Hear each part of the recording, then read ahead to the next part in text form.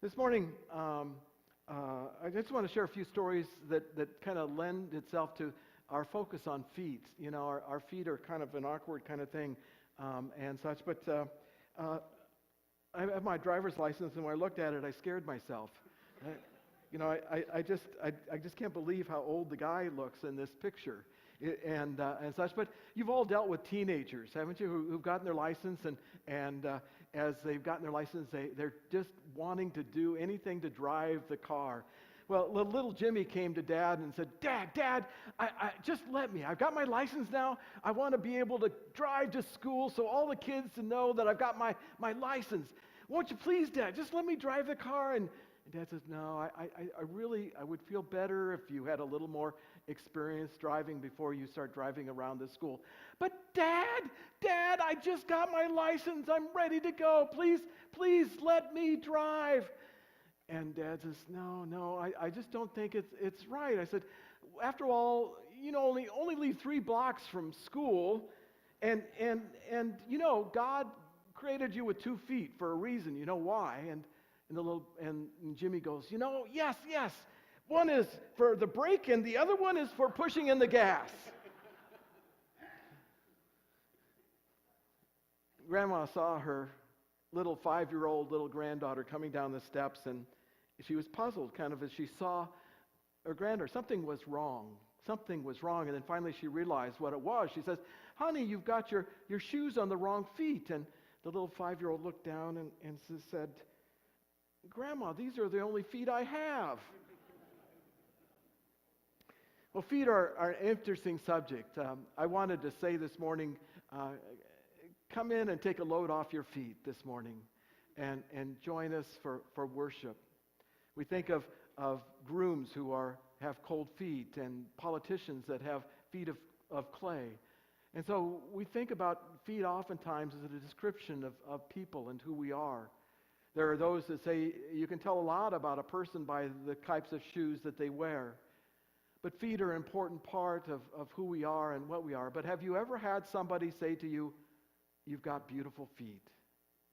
Have you ever said that? I know that we cover our feet, and oftentimes someone will say, well, those are nice shoes, Matt. Those are really nice shoes.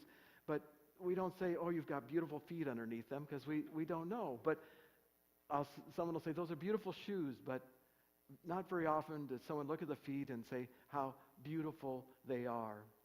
This morning, as we turn to Paul's letter to Romans, the 10th chapter, he is quoting from the book of Isaiah, this description of the beautiful feet of one who carries the good news. Moses writes concerning the righteousness that comes from the law, that the person who does these things will live by them. But the righteousness that comes from faith says, do not say in your heart, who will ascend into heaven, that is to bring Christ down, or who will descend into the abyss, that is to bring Christ up from the dead. But what does it say? It says, the word is near you and on your lips and in your heart. That is the word of faith that we proclaim. Because if you confess with your lips that Jesus is Lord and believe in your heart that God raised him from the dead, you will be saved. For one believes with the heart and is so justified, and one confesses with the mouth and is so saved. The scripture says, no one believes in him will be put to shame. No one who believes in him will be put to shame. For there is no distinction between Jew or Greek. The same Lord is Lord of all, and is generous to all who call on him. For everyone who calls on the name of the Lord shall be saved. But how? He asks these rhetorical questions, but how are they to call on one whom they have not believed? And how are they to believe in one whom they have never heard? And how are they to hear without someone to proclaim him? And how are they to proclaim him unless they are sent? As it is written, how beautiful are the feet of those who bring good news. Those who bring good news.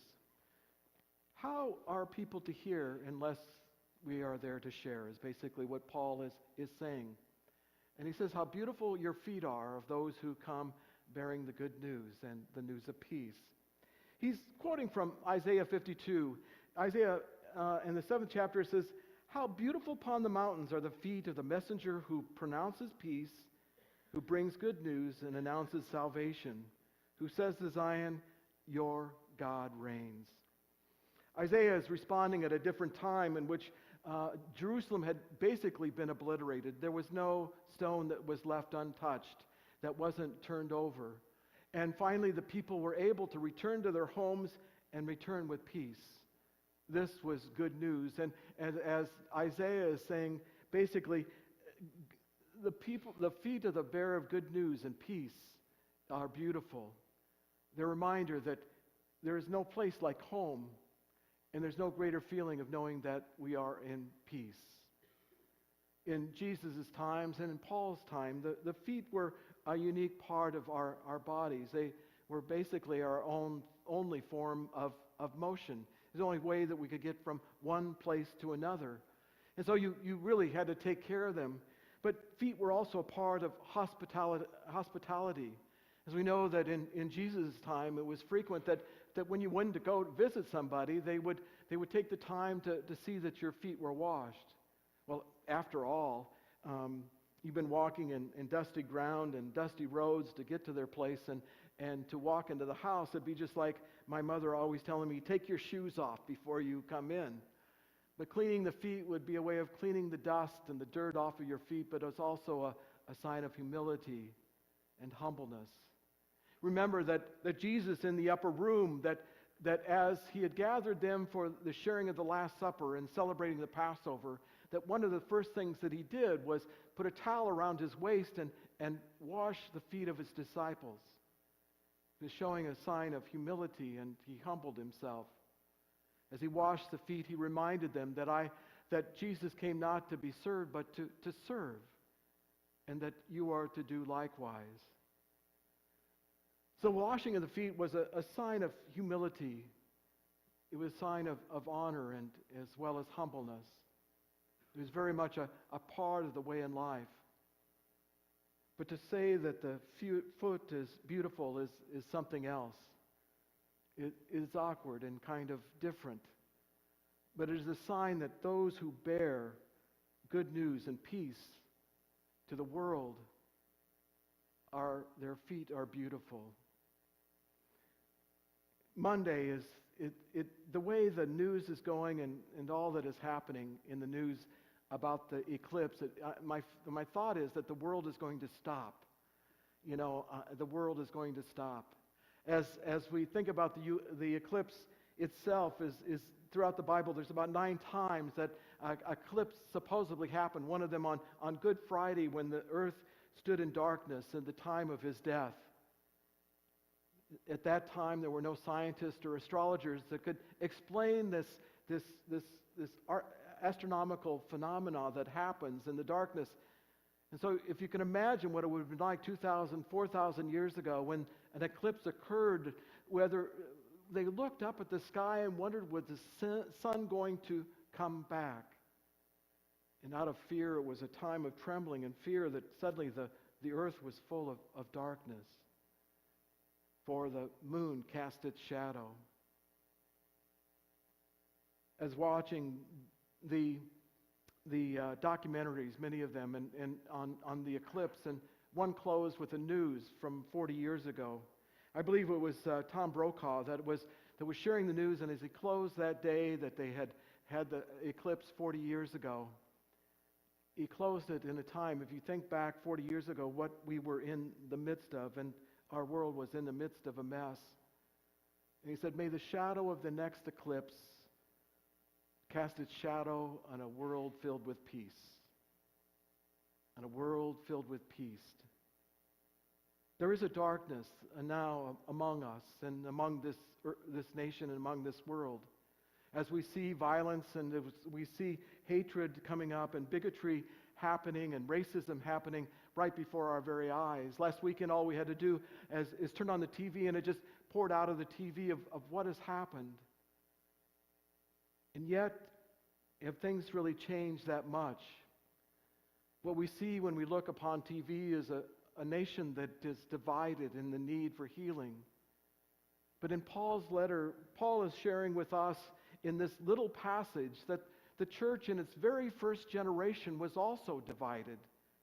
They were divided on whether a Gentile must become a Jew first before they are a Christian. They were divided on what was the process to become a Christian.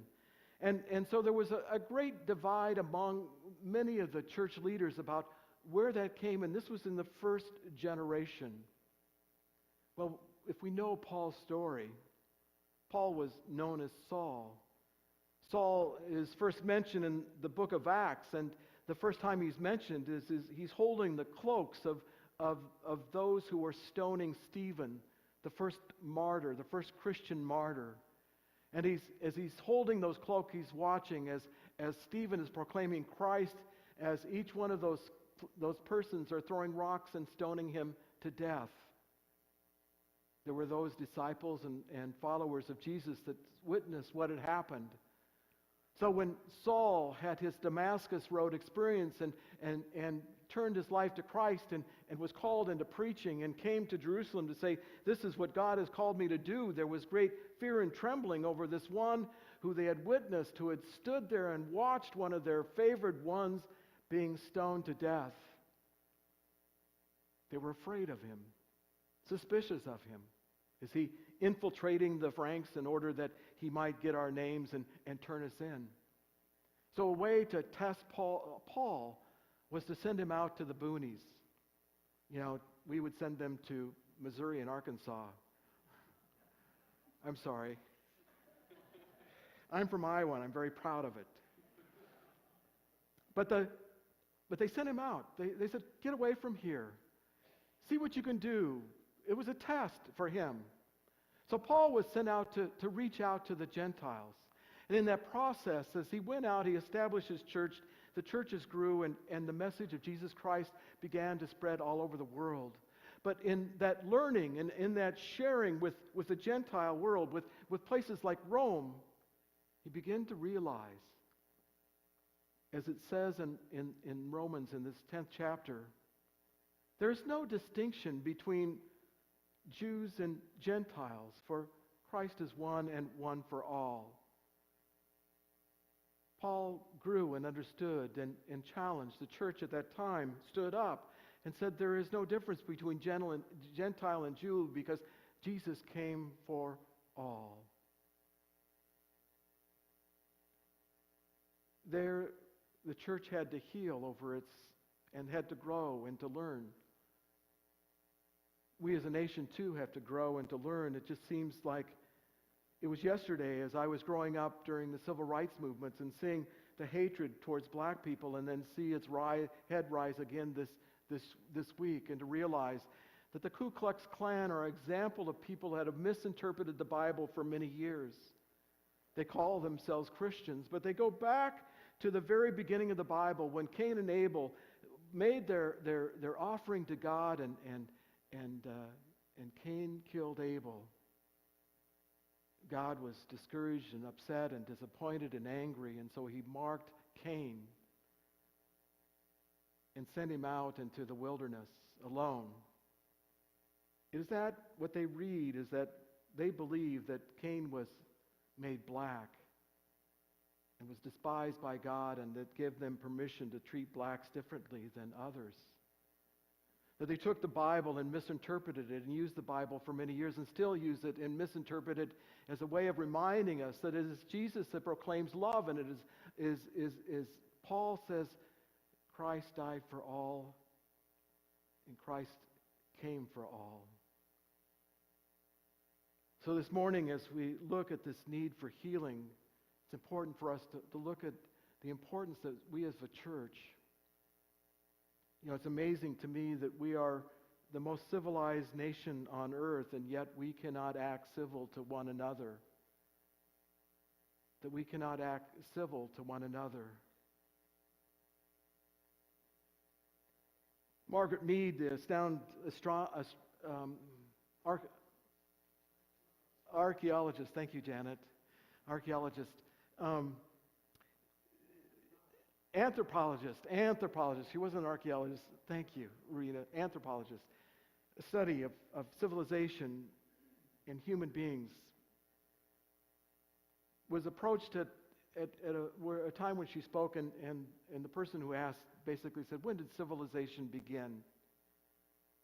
Well, when did civilization begin? For some of us, we think that when human community began to make pots and to be able to store food and be able to build in the sense of working together.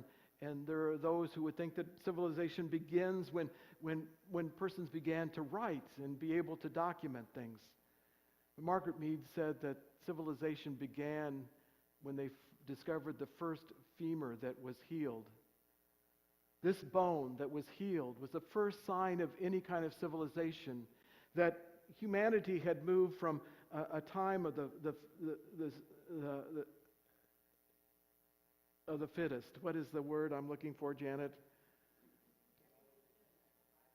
Survival of the fittest. Thank you. The survival of the fittest, where if somebody had broken a bone or if they had fallen and gotten hurt, that they then became a person that was no worth to their community because it slowed them down. They weren't able to carry their weight. They weren't able to do their things. But when they discovered the first femur that had healed, it was a sign that it was a break from realizing that you were just a part of this community that had to serve this community, but this community then served this person. Somebody had to break from their time to be with that person, to care for that person. Someone had to help bring food to that person. Someone had to care for them.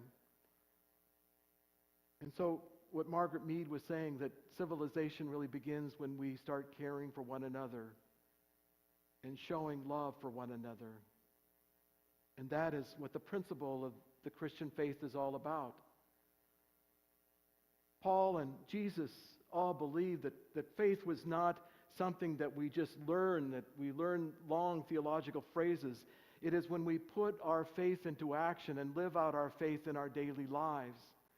And so when Paul is asking those rhetorical questions about how are people going to learn about Jesus, how are they going to understand, how are they going to see Jesus, it is only by us who are proclaiming Jesus and living Jesus out in our daily walk, in our faith.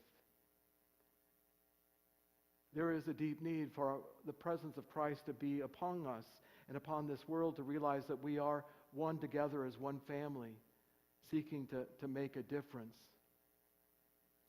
But sadly, as we begin this new school week, oftentimes it is the children that teach us the way. Out of the mouth of babes that we understand what life and love and being like Jesus is all about. So this morning, I'd like Chris, if he would run a video that is done by the United Methodist Church that gives us, out of the words of children, what we should be doing as Christians. There's a lot of violence in the world right now. I just see people shooting and car wrecks that sometimes were on purpose. What do you think the power of God could do in our world? Change some of the people's minds and how they act. We need to love our neighbors and love our enemies. We've been talking about Martin Luther King Jr. and he inspired me to stand up for other people, stand up for peace. You should be kind like always. If we try and work together and make everyone's rights equal, then maybe life will be fair. What would a Christian be without love? And what would you do with that love? I think you should share it with others. Make peace in the world and love each other. That's what I think.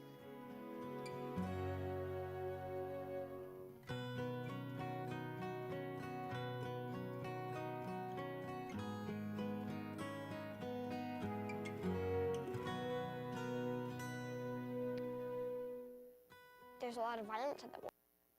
How beautiful are the feet of those who come bearing good news and sharing peace.